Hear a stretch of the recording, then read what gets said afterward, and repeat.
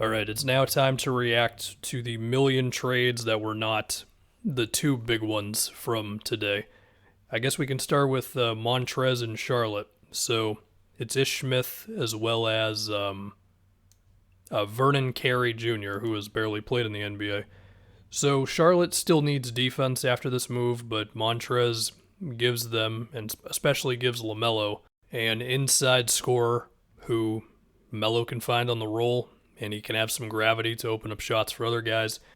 Is it the move that you really, really want at center for this team? No, but I also don't think they need to go crazy to get that guy right now. I mean, Harrell is going to be a free agent, and I would hope that they're not going to break the bank in order to hold on to the dude, but for right now, I think it's okay. I mean, the other rumor for them at center, well, there were two. There was Miles Turner, which never really seemed to go anywhere. The other one was Jakob Poeltl, and it did seem like for a moment they were contemplating some PJ Washington first-round pick, and I really like Jakob Poeltl, but I think that would have been a lot for the guy. But he definitely would have helped him on defense. But overall, Montrez to Charlotte, it's fine. We'll see what the contract ends up being for him. Next, we go to my Celtics, Derrick White for Jay Rich, Romeo Langford, a top, I think it was 4 protected pick this year, and then a pick swap for 2028, I believe. That is what Zach Lowe said, and somebody else also said that that pick will be top 1 protected in 2028. That is the only frightening part of this deal. I have no idea what the Celtics are going to look like in 2028, but that is scary. The Spurs as well, what will they look like? As far as right now, I'm cool with giving up a pick this year for Derrick White because I'm tired of drafting dudes and then they suck for the first year, maybe the first, second year, whatever. Derrick White, he's not the shooter that the Celtics need, but I do think he can help them out with their passing. And he's a good defender. He's on a bargain contract. As far as giving up Langford, there was some promise coming into the NBA, and he had a lot of injuries to where he was barely able to play, and he's had some moments from outside where it seems like he could do more than just be an inside scorer. I just don't think he ever really got the opportunity, and also the development was a little slow. As far as Richardson, I mean, he was a nice surprise with the Celtics, mainly because of his shooting this year. Derrick White's just better, and also I think it's fair to believe that Jay Rich's shooting was going to fall back down, so I like the move, and we will see what the lineups are going to be for Udoka. I mean, to me, the thing I'm thinking about is the smart, White, Time Lord, Tatum, Jalen lineup. I assume Udoka is still going to be doing the Horford, Time Lord lineup at times as well, so we'll see what ends up really sticking, but yeah, I like Derrick White. Still scared about that 2028 pick swap, however. Next, we have this big 4-team deal, so there's a lot to this. So we've got Marvin Bagley to the Pistons, which I think is fine. I mean, the Pistons can use a lob threat. I mean, we like Isaiah Stewart and how hard he plays, but in terms of being able to play above the rim, Marvin Bagley is just at a different level. And you think about Bagley setting screens for Cade, okay. Of course, there's going to be questions about Bagley's defense and his passing and I guess general decision-making and whatever. You want to know what Marvin Bagley averaged in his rookie season? 15 and 8 on 50% shooting. Then we have Serge Ibaka to the Bucks. I mean, they needed a big guy, and Serge at this point is pretty much a center. My question is if Serge can just move at this point. I mean, I think you could say, well, if his mobility is not what it was of a couple years ago, you can at least just put him in that Bucks drop coverage and have success. I assume we're still going to be seeing Giannis at center lineups. Really, it just comes down to whether Ibaka is washed or not. I mean, if he can hold up well enough defensively, even if it's just in drop coverage, and then on offense he can make an open three and finish okay enough around the rim and just roll to the basket and have some gravity, then you'll take it. That said, they did give up DiVincenzo, which I do think is a nice pickup for Sacramento. Last year, Dante shot 38% from outside. He only played 17 games this year since coming back from the injury. I think his passing was showing some really good signs before he went down, and he was also quietly one of the better rebounding perimeter players in the league. I would not be surprised if he was averaging, I don't know, a solid 15, 16 points on, let's say, 5 boards and 4 assists a game on some decent enough efficiency in a couple seasons. So I guess if you're just that desperate for a big, and you really want Ibaka, okay.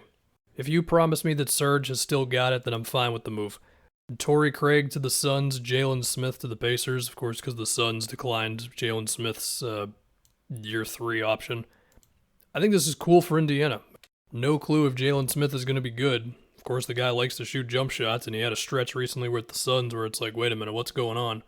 But for what they gave up, given that Torrey Craig just doesn't do much for them, given the state of their team right now, yeah, sure, why not? Just get one extra young player who could become something for you. That said, I guess Indiana can only offer him up to a certain amount of money, so we'll see what his market looks like. But even if he is gone, they still got a second rounder for a dude named Torrey Craig who just doesn't have a future with them, so it's cool. As for Torrey Craig on Phoenix, he's a wing who can defend and hopefully make an open three. There you go. Next, we have the Thad Young for Dragic trade. Nick Nurse gets himself another 6'8" dude who's versatile defensively in Thad Young. Are we going to get the playmaking Thad Young from his year with the Bulls? I don't know.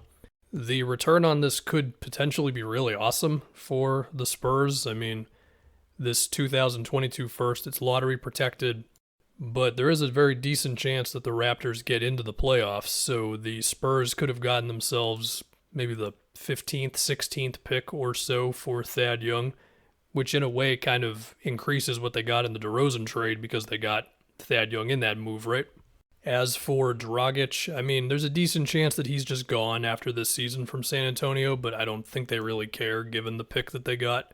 And as for the Raptors giving up maybe like the 15th pick in the draft for Thad Young, well, this Pistons second rounder they got is going to be like the 30-somethingth pick in the draft, so that second rounder is still pretty damn good.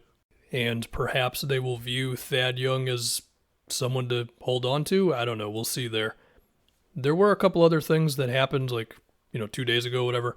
So we've got Nickeil Alexander-Walker in Utah, and that was the Jazz trade. I mean, kind of an underwhelming trade deadline for Utah, going to be honest. I mean, Nickeil Alexander-Walker, he's got potential as somebody that you can run some offense through. His three-pointer has been a bit rough this season. Not really sure if he helps them win right now. I mean, they can get him some open looks in their offense. As for Portland, well, they decided they didn't want him. Is that a good idea? Not good? I don't know. We'll see. I think the last thing is Daniel Theis back to the Celtics and the Schroeder deal. I mean, you got Time Lord and Horford on the team right now. Not a guarantee Horford's going to be on the team in 2 years or whatever. So in that sense, okay, but I don't know, man. I don't love Theis's contract. Per year, it's okay. He's making less than $10 million, but he's under contract for the next 3 seasons, and it's just even if I love the guy for, what he did 3 years ago or whatever. I think 2 names to talk about a little bit. Number 1, Jerami Grant.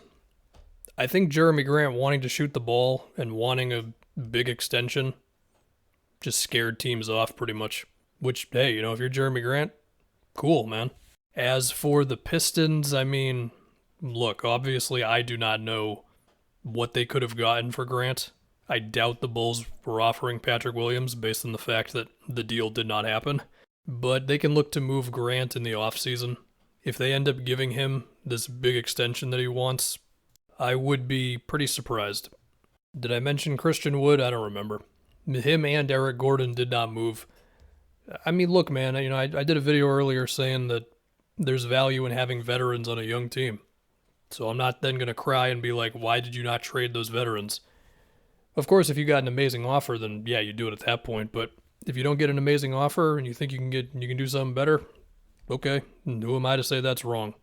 Similar to Grant, Wood is in the spot of you can move him this offseason. You could also give him an extension. We'd have to see. I do not know what Christian Wood believes he is worth. So yeah.